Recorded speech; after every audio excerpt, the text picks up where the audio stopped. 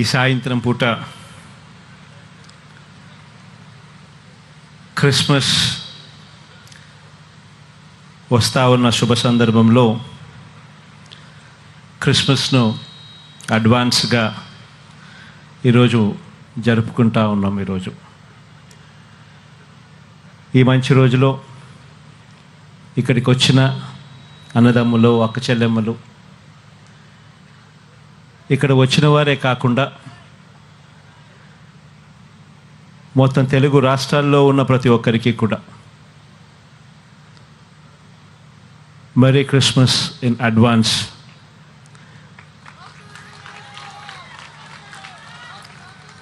మీ అన్నగా, మీ తమ్ముడిగా ఈ సందర్భంగా తెలుపుతా ఉన్నాను. కాసేపటి కిందట రెవరెండ్ రాజారావు గారన్న మాట్లాడుతూ చాలా సుదీర్ఘంగా దేవుని గురించి మెసేజ్ ఇవ్వడం జరిగింది. దేవుని విషయంలో మనందరికీ కూడా తెలిసిన ఒకటే ఒక విషయం, మనుషుల పట్ల ప్రేమ చూపించడం, నిస్సహాయుల పట్ల కరుణ చూపించడం,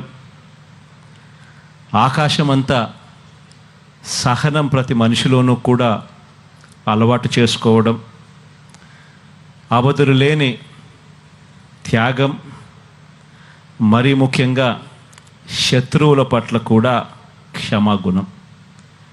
ఇవన్నీ కూడా కష్టమైన విషయాలైనప్పటికీ కూడా ఆ ప్రతి విషయంను కూడా మనం ఎప్పుడైతే మనలో దాన్ని ఇంబైబ్ చేసుకుంటామో, ఎప్పుడైతే మనం దానిని మనసారా కూడా పాటించాలి అని ఎప్పుడైతే తాపత్రయపడతామో, అప్పుడు మనం కూడా దేవుడు నచ్చిన బిడ్డలుగా మనందరం కూడా ఉంటాం.